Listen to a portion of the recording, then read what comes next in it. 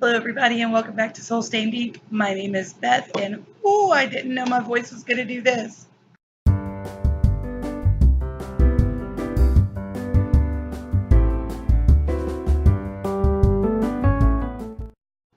So, we're not here to talk about my voice or the fact that I'm losing it, but we are here to talk about Clayton Stone at your service. Yes, I'm holding the dust jacket. I took it off the book because it was sliding. So, woo! The dust jacket is pretty cool. I kind of like the artwork.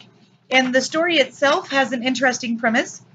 There is a 12-year-old who kind of stumbles upon the fact that his grandmother used to be part of the Secret Service, and he stumbles upon it because the president sends a guy from the Secret Service to basically beg Grandma to have her come and work on a case and bring Clayton along.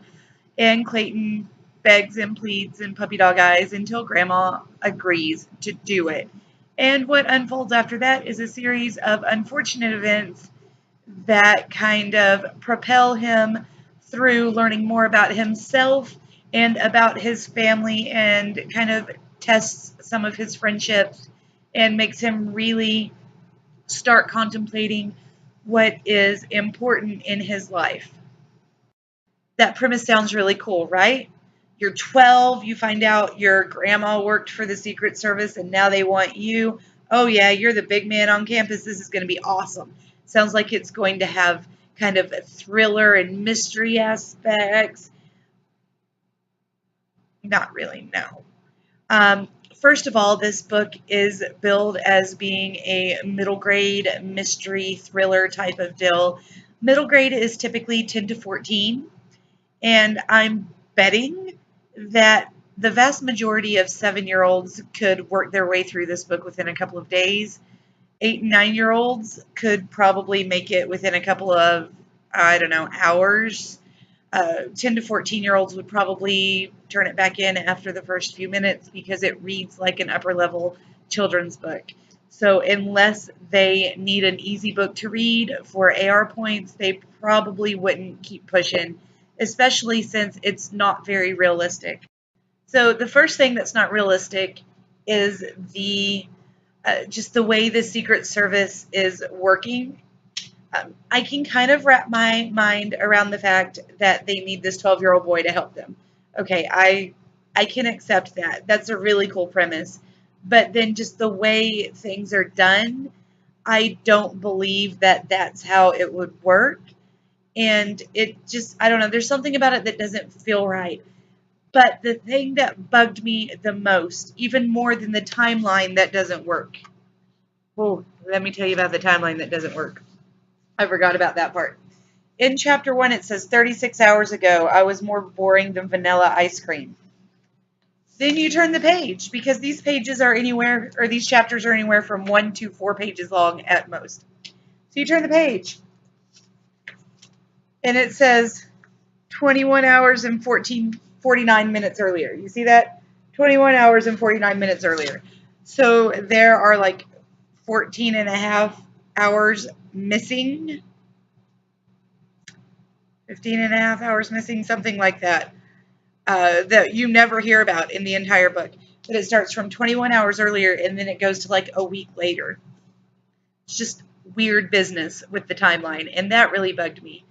But then, the thing that bugged me the most, more than the way the Secret Service is working, more than the fact that there are apparently several hidden closets, bedrooms, a hidden apartment, an entire hidden Secret Service underneath the town that apparently nobody has found or cares about, is the fact that every single conversation in this book seems stilted, formal, and wrong, unless it is a conversation being held between a Secret Service agent and another Secret Service agent.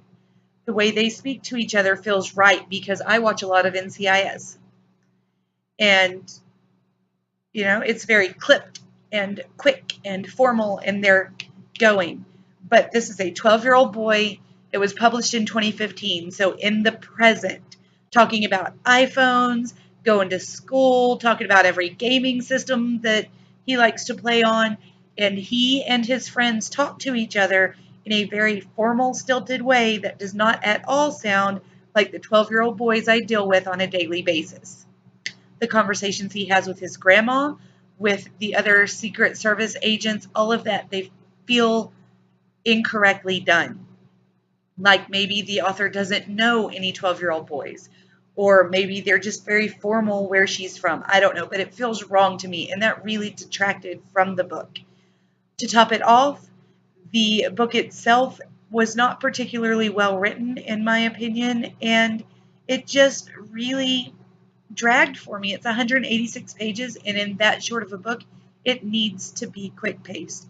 I understand it's for the middle grade section, even though it reads more like a children's book, but it still needs to be a bit more quick paced.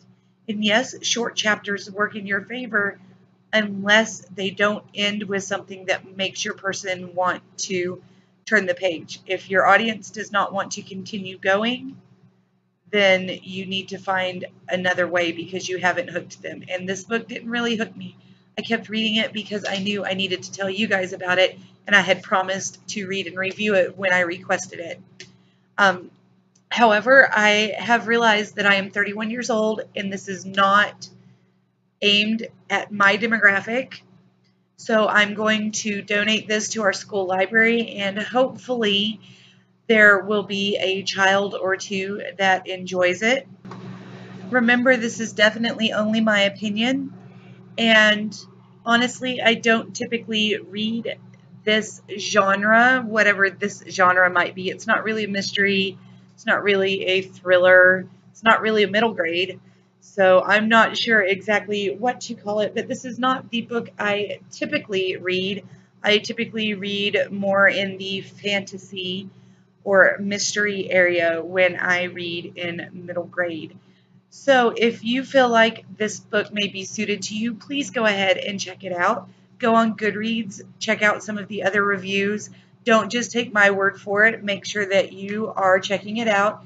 And definitely, if you have a third, fourth, fifth grade child who might enjoy reading something like this, pick it up for them, see if your library has it, and let them give it a whirl.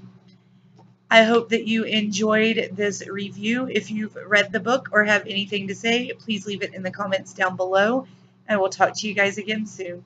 Have a wonderful day. Bye.